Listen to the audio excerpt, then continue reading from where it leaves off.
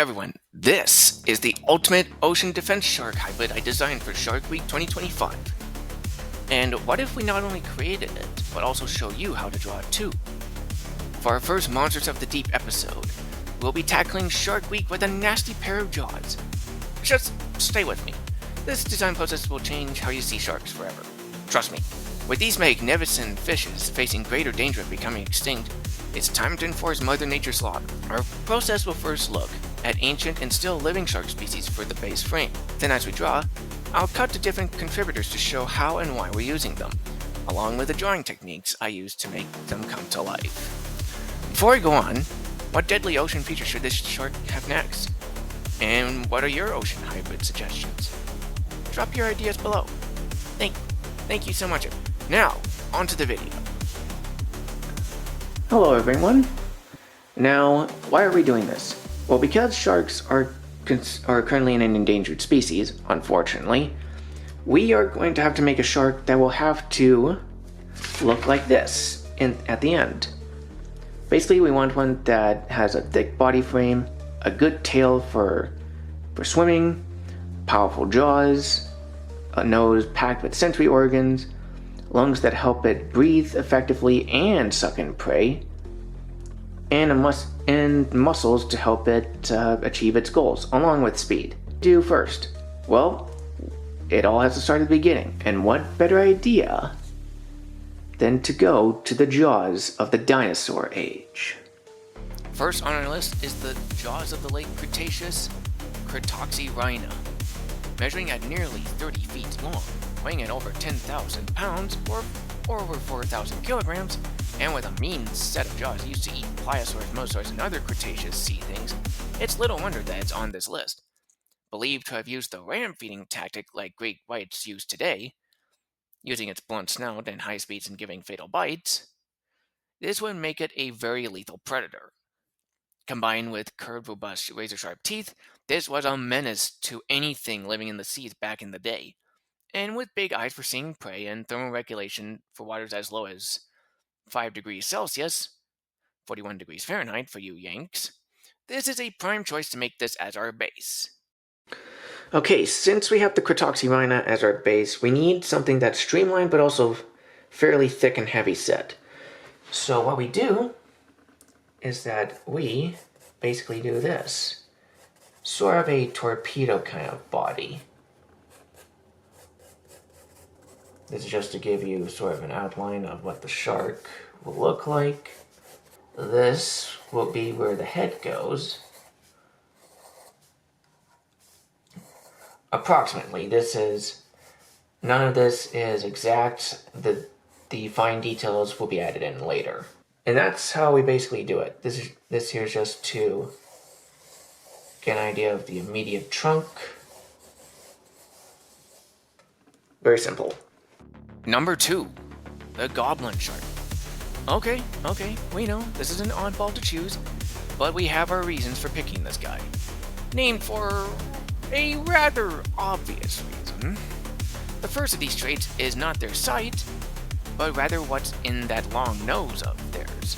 Lining it are sensory organs, designed to sense creatures or objects even in total darkness, and with a weak signature too. Also, they can withstand pressure of depths as deep as 200 to 1,200 meters, to literally over 3,000 feet. These two traits, along with a sharp nose, will be included in our sea creature. So, how do we put on the goblin nose on our shark? We just have to make sure that both fits goblin shark anatomy and that it is also staying true to the real-life creatures. So, the way how I got this finished product here is that I did something very similar here. Notice how I did a separation between the mouth and the jaws and the nose here. So what I have done in the finished part is that I would have done something like this, and then I put in the nose. And from there, I just have to put in the lower jaws. So that's basically how it's done. Coming up on third is the frilled shark. This is a good complement to our toothy goblin of the sea, because it also lives in deep depths, which helps for congruity with big nose before. But also we selected this oddball from ancient times because of its unique gill morphology. Not only does it help the thing breathe underwater, but it also has a unique function. The way how these freak balls of the deep hunt their prey is lunging at them like a snake with quick surprise attacks, but as it does so, it sucks in water through its mouth and gills. Opens its mouth, it creates a suction that draws the prey into it before they know it. This will be useful for a shark hybrid, not only for attacking, but for stealth as well. Okay, so the next question you probably have is, well, how do we get those frilled shark gills in there? Well, it's actually pretty simple. What I do is I just make very large slit-like openings. Just make sure that they are gills by having separated crease lines. Put in the actual frilly components in here. Again, doing this just takes a lot of trial and error and practice. But again, that's part of the beauty of drawing. If you work at it, it comes out pretty good. Number 4 is an all too familiar suspect for shark attacks, though not too common compared to other ways of dying, we'll add: the bull shark. This underwater kickboxer has many traits which would be useful for our creature, but we're going to focus on 4 traits in particular: your haline abilities, navigational abilities, bite force, and aggression. For aggression, we need our creature to attack intruders caught in the act, and with bull sharks recorded to be one of the most frequent ones to engage in said activities, this is a no-brainer. Also, these sharks have organs that can filter salt and freshwater in their bodies by effectively rebooting their systems to each environment by filtering these things out. Their navigational abilities are second to none, able to find their way even in murky waters. And finally, these things have a bite force exceeding 5,000 newtons. Do we really need to say more? Alright, so for adding the bull shark jaws, what we need is just to raise the jaws up a little bit more, connect them to this part here. Doing all this helps me save the legwork. So basically we moved up the jaws a little bit, not just for the bull shark, but also for the frilled shark. Also, we have to make sure that the jaws are pretty strong. Basically looking like this here. Yeah, that's basically how we do it. Of course, again, we'll refine it as we go along, but that's how it basically goes. Coming in clutch, we have the mako and hammerhead sharks tied, and with a contribution even we didn't expect to find. It turns out these 2 sharks are considered the smartest of the family. For one, mako sharks have the largest brain-to-body ratios of the carcharoid race, and have been observed to learn things quicker than expected, assessing risks and performing certain tasks if needed, along with surprisingly sharp memory and strategic hunting tactics. And hammerheads are known to display swift and deft capturings of prey, indicating a level of coordination and cognition, along with social intelligence high enough to form schools and the ability to memorize foods for complex migrations. These 2 make their way into this spot.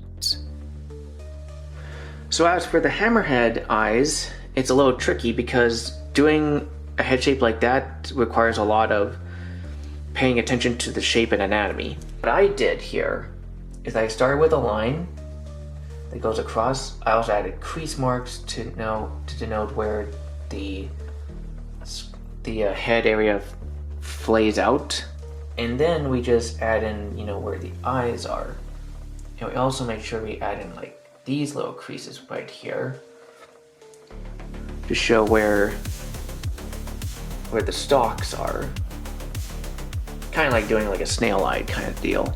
And as for the head, we just enlarge the cranium like this, like that. Number 7, it may be considered a little guy in comparison, but this addition brings 2 other traits which are not only congruous with our other picks, but also add to them. The Hybotus.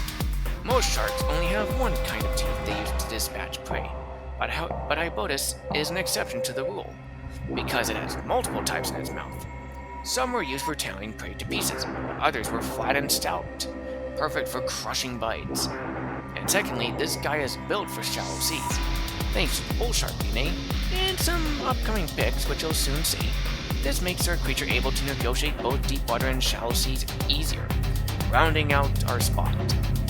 So to make the Hybotus dorsal fin one, I'll just show you the fin. What I did is just do a very curved triangular shape right here.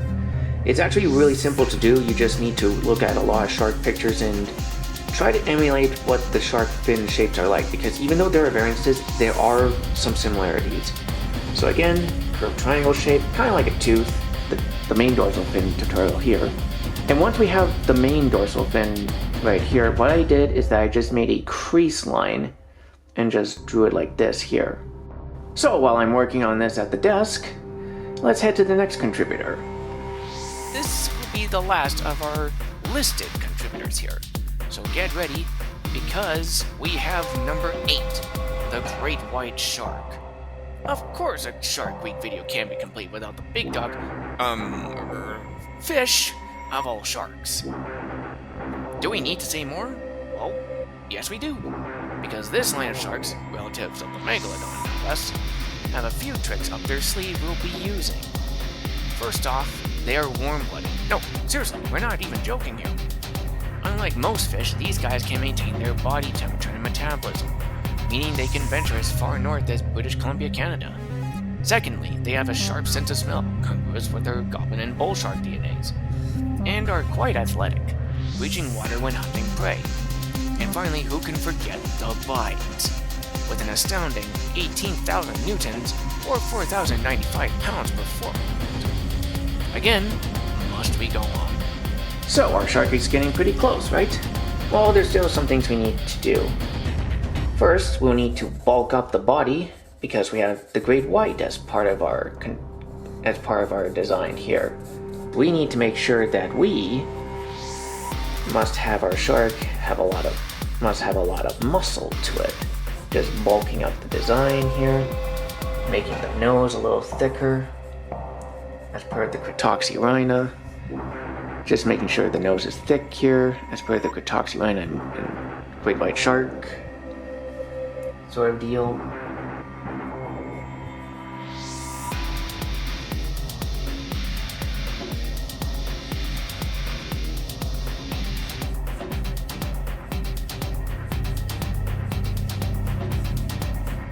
So, we're getting pretty darn close to the finish line, right?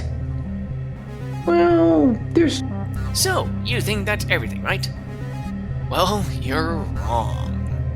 We're not gonna stop there. This is our first episode in Shark Week 2025 after all.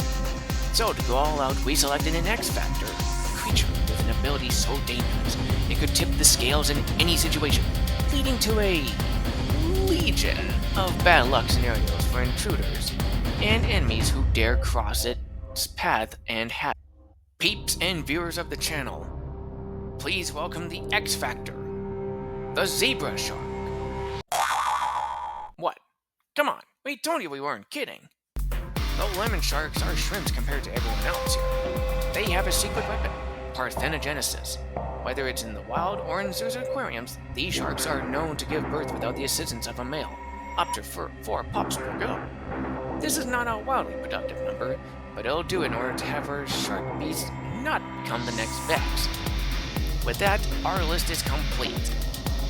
Okay, so now with our last contributor out of the way, basically for the tail, what I did is that I did a circle at the base, and I did a general crescent moon shape as well. So with that, I just added to the tail, like I did here. I did a lower part here, a raid part of it here, just because we need to sell that as a hybrid. And I literally just put in spots on the body. So just really look at this reference, follow this, or do your own version, doesn't matter. That's how you basically do the tail. It just takes a lot of refining and work to do, but once you get it finished, it looks pretty good. Ladies and gents, folks of all walks of life, genders, and creature fandoms, we present to you Phobocarcarius thalassoanax, or as we call them, Mako and Ozaki. Thanks to the hammerhead shark DNA, along with some genetic modifications, We have these brothers hunt cooperatively. Now for the stats. Length, 30 to 35 feet long. Weight, 11,000 plus pounds. Method of reproduction, parthenogenesis. Habitat. Most of Earth's oceans, but primarily zones between shallow depths and deeper areas. Found between the equator and Juan de Fuca, Western Canada. But he won't be alone. We'll create 3 brothers and sisters so that both aren't lonely, and can be trained for the missions to come. With that, our Shark Week special has ended. Thank you again very much for watching. If you're dying for more featured content, learning tutorials, fun education about animals, crush that subscribe and like buttons. Also tell us what sea monsters you want to design next. We're game for anything. Cryptids, movie monsters, alien things, heck, even taking real animals and monsterifying them. Whatever your suggestions are, feel free to post them down. With all that said, I'm Professor BH of Beastry Incorporated, wishing you well until next time.